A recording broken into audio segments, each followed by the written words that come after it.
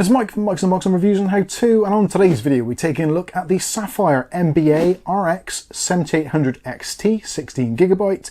This is what I would refer to as the sort of Founders Edition if you're looking for an AMD graphics card. Now, I was fortunate enough to get this when it was actually reduced in price slightly. Prices with graphics cards are always in flux, and this was actually purchased in January 2024. It's taken me a little bit of a while to actually get around to doing the review, for one of the main reasons being that I was actually a little bit disappointed with it, if I'm completely honest with you. But as you'll see, when it comes to gaming prowess, this thing is actually pretty decent and gives both the 4070 and the 4070 Super a run for their money. But if you are looking more towards those productivity tasks, such as Adobe Premiere, then potentially you might want to look elsewhere. Clearly, Premiere does favour NVIDIA cards somewhat, and even it does seem to favour some of the older Radeon cards, such as my older RX 6800, which actually seems to render faster than this particular card for some bizarre reason.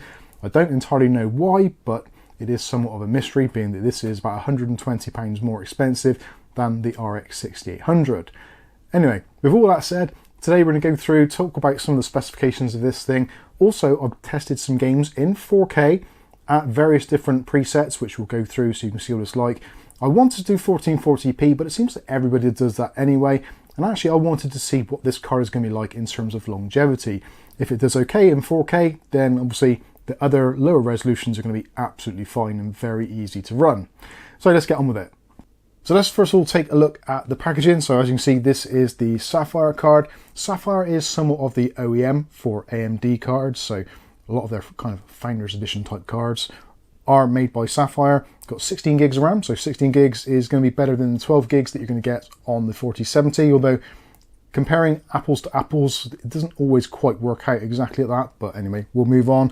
So support for ray tracing, AMD HyperRX, also AMD Fidelity FX, so you can use up to 4 monitors at the same time with this, should you wish to, and of course, this is the Radeon 7800 XT. On the side of the box, it talks about some of the key features, such as having 60 RDNA 3 compute units with ray tracing and AI accelerators, 64 megabytes of AMD Infinity Cache, DisplayPort 2.1 supported, and also HDMI 2.1, AMD Radiance Display Engine, AMD Radeon Boost technology, and their anti-lag technologies. And on the back of the box, it basically goes over the same stuff all over again, and also the recommended specs. This card will take back somewhere in the region of like 250 to 260 watts, and they do recommend a 700 watt power supply as a minimum. So we'll take a quick look at the card itself. It's actually quite a nice looking card, very heavy as well, just over a kilo, so about 1100 grams. Does feel quite weighty, and majority of it is metal. So this section here is all metal. You've got a huge metal heatsink, and also you've got a completely solid backplate, which is also metal as well. I think it's done a particularly nice look, although there is some slight accents of red on there, being that it is an AMD product, and especially on the back you've got those little triangles which stand out. No illumination on this, and only 2 fans, which are quite small, which means this card is going to get slightly warmer than it would with some of the AIB models. So if you're looking for a triple fan card, it's going to be significantly quieter and also cooler as well by probably about 10 degrees. Although this card in use today has been basically silent, so I wouldn't worry too much about that, but the temperatures do get a little bit hotter, especially the hotspot temps. The global temps are actually pretty decent. You probably won't see more than about 65-70 degrees Celsius, but the hotspot temps can get a little bit toasty in the 80s and heading towards the 90s. So as I said, this is a 16 gig card. The game clock on this one, they do state around about 2400 megahertz, although quite often in gaming I'm seeing 2500. It's got 60 compute units, 60 ray accelerators, 96 ROPs. It's got 28 billion transistors, 120 AI accelerators, 3840 stream processors, 240 texture units, and 64 megabytes of Infinity Cache, which helps the graphics card along a little bit. And all of this is backed up with 16 gigabytes of GDDR6 on a 256-bit bus. Also, we've got support for AV1 encoding and decoding, and as I said, this supports the latest technologies for monitors, so DisplayPort 2.1 and also HDMI 2.1. When it comes to the actual physical size of this thing, so you're looking at 267 millimeters in length, and it's going to take up around about 2.5 slots. Technically it's a 2-slot card, but really it does overhang a little bit. And as we look on the back there, you see you've got 4 outputs. So you've got 1 HDMI and 3 display ports. Looking at powering it, it's using 2 8-pin connectors, which is always preferable, I think, for a lot of people. It doesn't have one of those newfangled PCI Express Gen 5 connectors, because this is a PCI Express Gen 4 card on a x16 bus. So that's the specs out of the way. Let's take a look at some gameplay and see how it does. Going into actual gameplay, so first of all we've got CS2, and this is using the 4K medium preset, and this was actually a pretty enjoyable experience. We've got an average frame rate of 362.2 FPS, minimums of 249.4, a maximum frame rate of 441, 1% lows of 146.2, and our 0.1% low frame rate of 94.1 FPS. This was a very enjoyable experience. It plays absolutely great, as you'd expect. CS2 doesn't need a great deal to run it, but this certainly does it very well. Next up, we've got Cyberpunk, and this is using the 4K high preset. We've also got FSR on 2.1, and that is set to quality. Average frame rate here, 80.19 frames per second, minimums 70.9, maximum frame rate 93.47, and yeah, that is the sort of thing you can expect. So 4K, if you don't want over 100 frames per second, which I think for this particular game you don't really need it, and it does look absolutely glorious in 4K.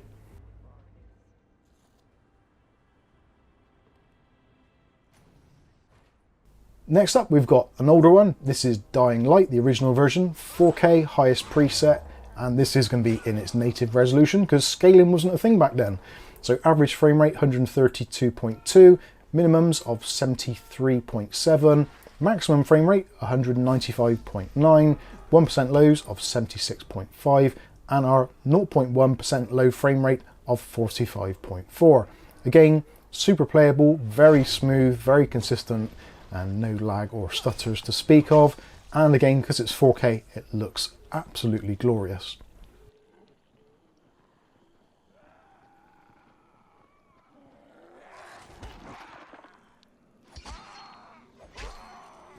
Next up, we've got some Rocket League, so esports titles run very easily. This is the Steam edition, 4K highest preset, everything cranked to the max. And again, this is going to be at the native resolution because, well, you don't really need to do anything else. Averages of 260 FPS, minimums of 223.1, maximums of 384.5, 1% lows of 110.7, and 0.1% low frame rate of 72.6. So never, ever, ever did we get under 60 FPS, which is nice.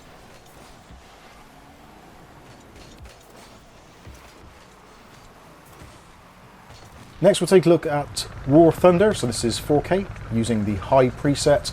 I'll be honest with you, I have no idea how to play this whatsoever, but still, here's the details. So average frame rate 240.1, minimum frame rate 167.5, maximum frame rate 312.7, 1% lows of 152.3, and our 0.1% low frame rate of 19.5. Not too sure where it went on there, a little bit of a stutter going on, which I have seen a couple of times with this graphics card. Overall though, very playable, well, if you knew how to play it, but the experience is really good and it looks absolutely great.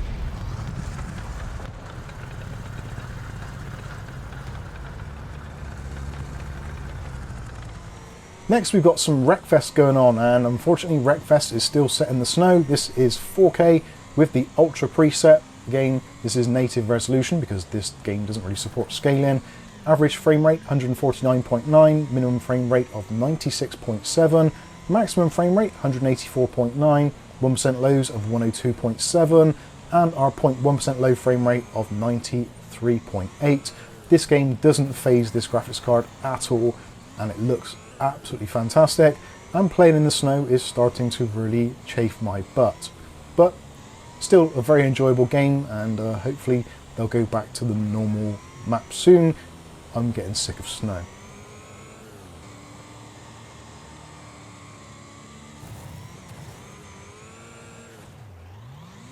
Next we've got some Fortnite going on, so this is Fortnite running from Epic Games, as you'd expect. This is the 4K high preset. We're using the DX12 beta. And we've got average frame rates here of 97.4, minimum frame rate of 77.6, maximum frame rate of 117.9, 1% lows 41.7, and our 0.1% low frame rate of 25.9 FPS. Fortnite is one of those odd games which does seem to favour NVIDIA hardware somewhat, although this is actually really nice, looks good. Again, it is 4K, so as you would expect, it does look very good. And with the preset we've got here, I think it looks pretty decent, and we're not dropping too much. Considering this is 4K, we're still around about 100 FPS pretty much most of the time.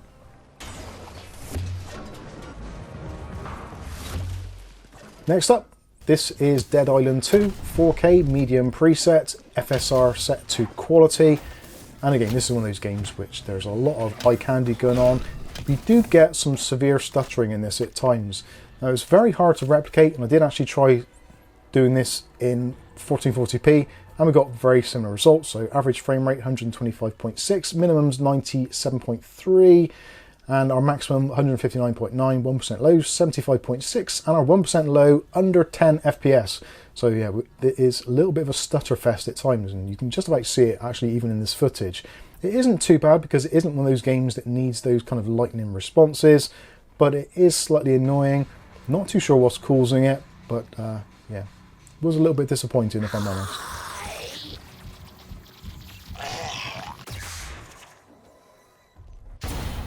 Next we've got a slightly older title, so this is Far Cry 6. This is using the 4K low preset, and we have DXR enabled, so we've got some really nice lighting going on here. Average frame rate 116.7, minimum frame rate 99.3, maximum frame rate of 139.5, 1% lows 96.8, and our 0.1% low frame rate of 53.5. Again, this runs really great. It's a slightly older title now, but still actually quite visually demanding, and this card has posed no problems whatsoever. This is an AMD title, so you do kind of expect that, and the combination of an AMD processor, AMD graphics card on an AMD sponsored title, what more would you expect other than it to be absolutely silky smooth?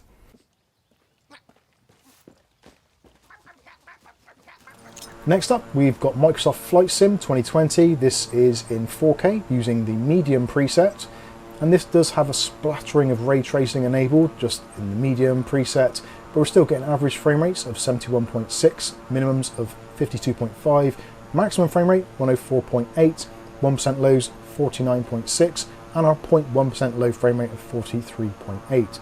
This title, you can quite easily play it even when you're getting down to 30 FPS because it is a relatively slow moving title, and it does look absolutely great. The clouds actually in this look really, really good. The volumetric lighting seems to be working very well. Unfortunately, I didn't do too well, and unfortunately myself and the passengers didn't survive this particular game test. As you can see, we've overshot somewhat, and yeah, straight off the end of the runway.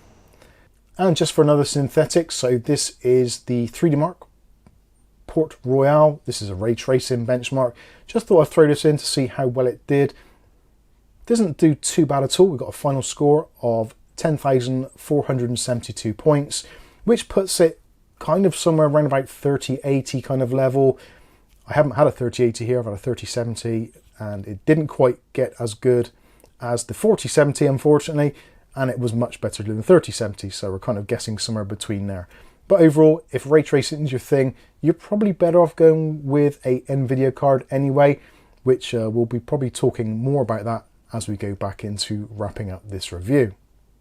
So there you go, there is a look at the Sapphire RX 7800 XT. Now actually some of you may be thinking as well, looking at this, possibly also looking at the Pulse version. Now the Pulse version is kind of effectively the same. It's a very minute distance, a little bit longer, and it does have some of Sapphire's own technology built in, such as those dual ball bearing fans, whereas this is kind of all reference stuff from AMD. Basically same sort of price as well, so potentially you might want to pick that up instead of this one. Initially when I got this, I was a little bit concerned. It did seem to run very hot. It does seem drivers are improving for this very slightly, so depending when you're watching reviews, the results for these cards will always differ. Now that is something to bear in mind. If you're on the fence at the moment, you're thinking, do I get an RTX 4070 or do I get a 4070 Super, or do I go for something like this, which is a little bit cheaper, in some respects than both of them actually, but the rasterization is going to be better. So in terms of FPS, you are going to get a better experience. Although you do find with AMD stuff, the drivers are a little bit hit and miss and weird things can go on. Some of the stuttering that I was experiencing in a couple of games was a little bit concerning, considering this is basically a kind of £500 plus card. I paid just under that for it, but it seems to have gone up in price a little bit due to exchange rates and all that, I guess. So yeah, it is a very difficult question. If primarily you're going to be using games which favour NVIDIA, or potentially you're into video editing or streaming, I think I would potentially sacrifice some of those FPS and go for the technology built into the NVIDIA cards. The ray tracing is going to be superior. That's pretty much a given. And other technologies such as DLSS is a little bit more advanced, I think, than AMD offering. But all that could change with software updates. And no doubt we'll be looking back on this review in a couple of years' time when the drivers have fully matured and saying, wow, hasn't that card improved? Or at least I hope we will be. So anyway, there you go. There's my thoughts on the Sapphire MBA RX 7800 XT. Let me know what you think about this one in the comments section below. Would you go for the reference AMD design? Do you like it? Or would you maybe go for an AIB and pay a little bit more, possibly for a triple fan to get those temperatures down a little bit? In terms of power consumption, that is something else as well. Idle power consumption on this is actually quite high on the Windows desktop. So again, if power consumption is a concern, then maybe you should also be looking at NVIDIA. AMD still have some catching up to do in that area. But overall, I think for the money, if you're looking at pure gameplay, I think this is actually a very good choice. So, sound off in the comments, let me know what you think. But that's going to wrap this one up. I've been Mike, this is Mike's Unboxing Reviews and How To, and hopefully we'll catch you in the very next video. Thanks for watching.